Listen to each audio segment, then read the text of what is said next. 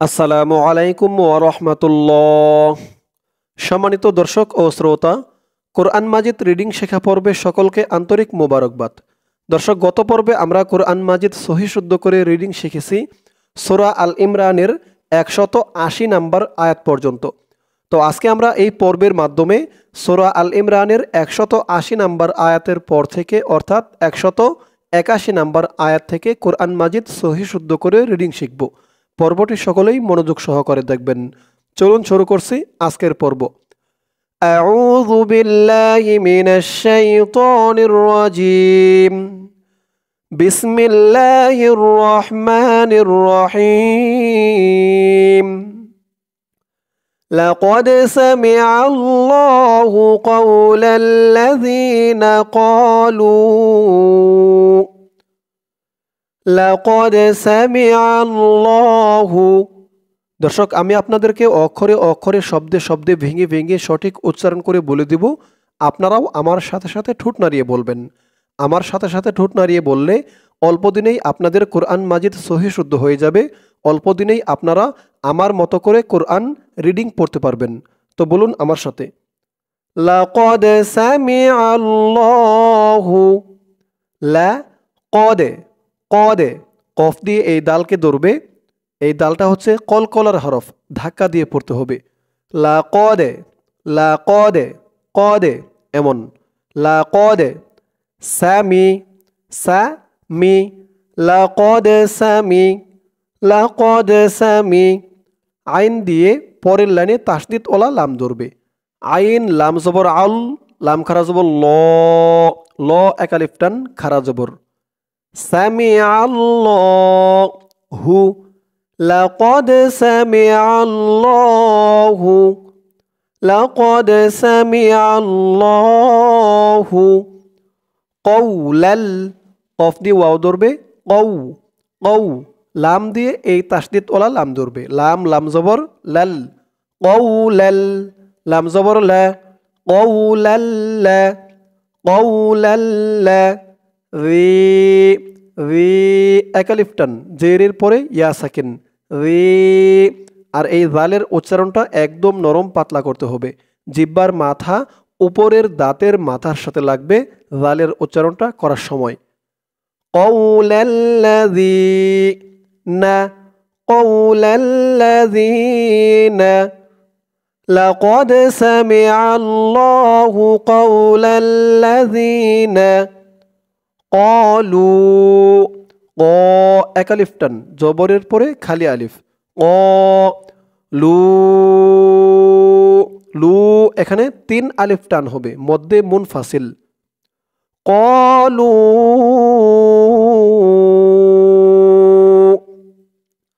লাকাদ সামিআ আল্লাহু কওলাল্লাযীনা ক্বালু। ইন হামজা দিয়ে নুন ধরবে, হামজা নুনজের ইন। পরে দেখুন এই নুন দিয়ে আবার ইহার পরের পৃষ্ঠায় একটি তাসদিদ ওলা লাম ধরবে। তাহলে হামজা নুনজের ইন, ইন এখানে কিন্তু আবার গুন্না হবে, ওয়াজিব গুন্না। কারণ হরকতের পরে নুনের উপরে তাসদিদ আসছে। হরকতের পরে নুন ও মিম এই দুইটি অক্ষরের উপরে তাসদিদ থাকলেই ওয়াজিব গুন্না করতে হয়। হামজা নুনজের ইন, নুন দিয়ে পরের পৃষ্ঠায় তাসদিদ ওলা লাম ধরবে। নুন লাম জবর নাল, ইন্নাল। ক্বালু ইন্নাল। দর্শক, এখন আমরা চলে যাব ইহার পরের পৃষ্ঠায়। পরের পৃষ্ঠায় গিয়ে আমরা এই পৃষ্ঠার এই যে এখান থেকে ধরে পড়ব। ওই পৃষ্ঠার ওখান থেকে আলাদা নয়, এই পৃষ্ঠার এই যে এখান থেকে ক্বালু এখান থেকে। তাই এটুক মনে রাখুন। ক্বালু ইন্নাল। চলুন দর্শক ইহার পরের পৃষ্ঠায় ধরুন। এই পৃষ্ঠায় এই যে দেখুন, আমি আপনাদেরকে বলছিলাম ওই পৃষ্ঠার লাস্টের নুন দিয়ে এই পৃষ্ঠার একটি তাসদিদ ওলা লাম ধরবে। তাহলে নুন লাম জবর নাল, ইন্নাল। লাম খারা জবর ল, ল এক আলিফ টান ল। হা ল হা। ওই পৃষ্ঠার ক্বালু ওখান থেকে ধরুন। ক্বালু ইন্নাল্লাহা আরেকবার বলুন আমার সাথে, ক্বালু ইন্নাল্লাহা ফাকিরু, ফাকি, কি, এক আলিফ টান, জেরের পরে ইয়া সাকিন, ফাকি রু, র দিয়ে এই তাসদিদ ওয়ালা ওয়াওকে ধরবে। এখানে ঈদগামে বাগুন্নাহ গুন্না হবে। তানবিনের পরে ঈদগামে বাগুন্নার 4 হরফের এক হরফ ওয়াও আসছে। র ওয়াও দুই পেশ, রু, ওয়াও জবর ওয়া, ফাকিরু ওয়া, ফাকিরু ওয়া, ক্বালু ইন্নাল্লাহা ফাকিরু ওয়া, নাহনু, নুন দিয়ে হা ধরবে, নাহ, নাহ, হার উচ্চারণটা গলার ভিতর থেকে চিকুন হয়ে বের হবে। নাহ নু, ওয়া নাহ নু, আও নি, হামজা দিয়ে গইন ধরবে, আও, আও, খেয়াল করবেন উচ্চারণটা, আও নি, আও নি, ওয়া নাহ নু আও নি, ইয়া, এখানে 4 আলিফ টান হবে, মধ্যে মুত্তাসিল। এই মিম চিহ্নতে থামার কারণে হামজার উপরে পেশটা সাকিন হয়ে যাবে। ইয়া বলে 4 আলিফ টান দিয়ে এই হামজাকে ধরবে। আউনিয়া,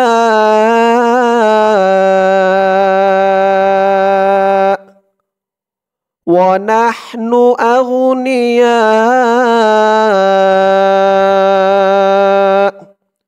ওই পৃষ্ঠার ওখান থেকে ধরুন, ক্বালু ইন্নাল্লাহা ফাকিরু ওয়া নাহনু আগুনিয়া,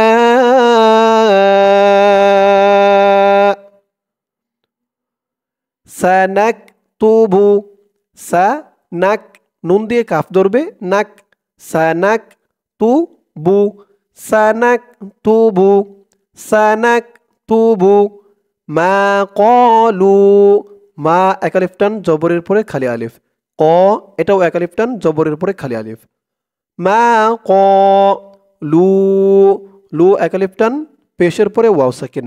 দর্শক, জবরের পরে খালি আলিফ, পেশের পরে ওয়াও সাকিন, তারপরে এই যে উপরে পড়েছি জেরের পরে ইয়া সাকিন, এই তিনটা যেখানে যেখানে থাকবে সেখানেই এক আলিফ করে টান হবে। তারপরে পড়েছি খারা জবর, খারা জবর খারাজের উল্টা পেশ, এই তিনটাও যেখানে থাকবে সেখানেও এক আলিফ করে টান। মা ক্বালু, সানাকতুবু মা ক্বালু, ওয়া ক্বাতলা, ওয়া ক্বাতলা, ওয়া ক্বাতলা, সানাকতুবু মা ক্বালু ওয়া ক্বাতলা, হুমুল, এই মিম দিয়ে পরের লাইনে লাম ধরবে, হুমুল, ওয়া ক্বাতলাহুমুল, এখানে দেখুন এই হামজা দিয়ে এই নুনকে না ধরে নুনের উপরে ছোট্ট একটা মিম আছে, এই মিমকে ধরবে। এটা হচ্ছে ইকলাব গুন্নাহ। হামজা মিম জবর আম, আম, বাজের বি, আম বি, আম বি, ইয়া 4 আলিফ টান মধ্যে মুত্তাসিল, আম্বিয়া, আ, ওয়া ক্বাতলাহুমুল আম্বিয়া, বিগাইরি, বি গাই, গাই, গাইন দিয়ে ধরবে, গাই, বিগাইরি, বিগাইরি, হাক্কিউ, হা দিয়ে কফ ধরবে, হা কফ জবর হাক, কফ দিয়ে আবার এই তাসদিদওয়ালা ওয়াওকে ধরবে। এখানে থামার নিয়ম নেই, লাম চিহ্নতে থামতে হয় না। তো আপনারা যদি এরপর থেমেই যান তাহলে এখানে উচ্চারণ করবেন হাক, বিগাইরি হাক, আর যদি এখানে না থামেন তাহলে উচ্চারণ করবেন হাক্কিউ, কফ দিয়ে এই ওয়াওকে ধরবে। এখানে আবার গুন্না হয়ে যাবে, ঈদগামে বাগুন্না, না থামলে ঈদগামে বাগুন্না গুন্না হবে। বিগাইরি হাক্কিউ, যেহেতু লাম চিহ্নতে থামার নিয়ম নেই তাই আমরা এখানে থামবো না। হাক্কিউ, ওয়াও জবর ওয়া, বিগাইরি হাক, سنكتب ما قالوا وقتلهم الأنبياء بغير حق ونقول একালিফটান পেশের পরে ওয়াও সাকিন ওয়ানাকুলু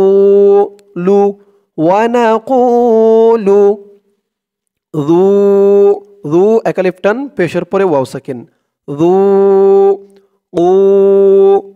একালিফটান পেশের পরে ওয়াও সাকিন যুকু ওয়ানাকুলু যুকু আযাবাল হারিক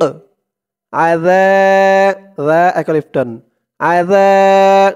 বাল বা দিয়ে এই লামকে ধরবে বাল আযাবাল হারিক। এখানে ওয়াকফ করার কারণে জেরের পরে ইয়া সাকিন এক আলিফ টানটা 3 আলিফ টান হয়ে গেছে। রি বলে 3 আলিফ টান দিয়ে এই কফকে ধরেছে, কফের নিচে জেরটা সাকিন হয়ে গেছে। 3 আলিফ টান মধ্যে আরজে। এই কফের নিচে জেরটা যখন সাকিন হয়ে গেছে তখন এই কফটা কলকলার হরফ হয়ে গেছে, ধাক্কা দিয়ে পড়তে হবে। 3 আলিফ টান দিয়ে এখানে ধাক্কা দিতে হবে। আযাবাল হারিক ونقول ذوقوا عذاب الحريق سنكتب ما قالوا وقتلهم الأنبياء بغير حق ونقول ذوقوا عذاب الحريق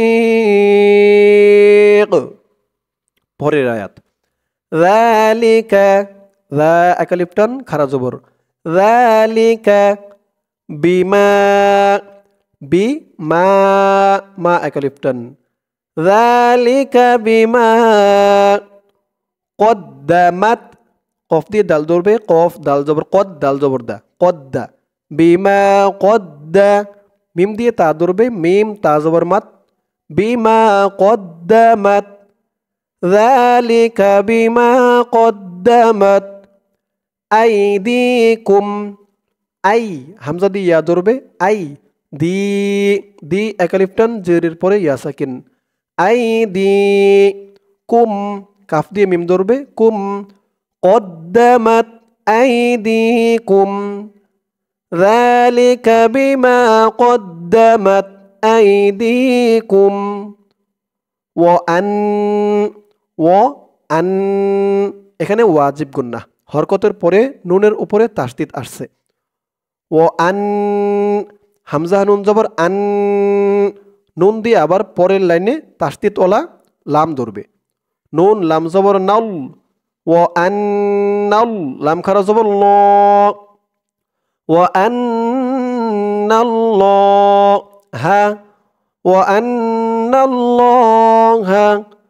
وأن الله ليس লাম দিয়ে ইয়া ধরবে লাইস وأن الله ليس بظل ظ দিয়ে লাম ধরবে ظ লাম জবর ظل লাম আলিফ জবর লা বিযল্লা লাইসা বিযল্লা ওয়া আন্নাল্লাহা লাইসা বিযল্লা মিল মিম দিয়ে প্রথমে এই তাসদিদ ওলা লামকে ধরবে মিম লাম দুই জের মিল লাম দিয়ে আবার এই লামকে ধরবে লাম লামজের লিল উচ্চারণ হলো মিল লিল بظلام للعبيد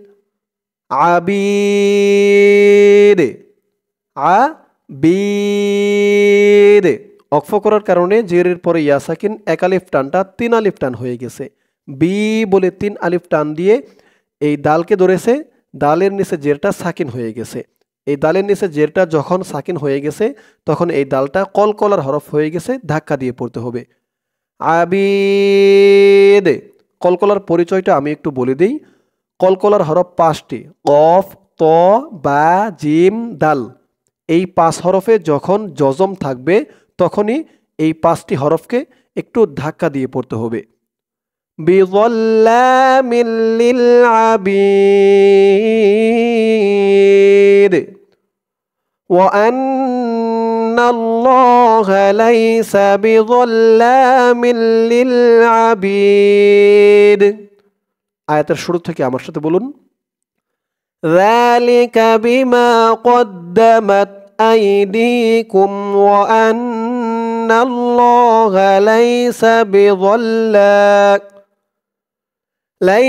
বিযল্লামিল লিল আবিদ। দর্শক, আজকের পর্বটি এই পর্যন্তই। আজকের পর্বের মাধ্যমে আমরা কোরআন মাজিদ সহিহ শুদ্ধ করে রিডিং শিখলাম সূরা আল ইমরানের 182 নম্বর আয়াত পর্যন্ত। ইনশাআল্লাহ এর পরের পর্বে 182 নম্বর আয়াতের পর থেকে অর্থাৎ 183 নম্বর আয়াত থেকে কোরআন মাজিদ সহিহ শুদ্ধ করে রিডিং শিখব।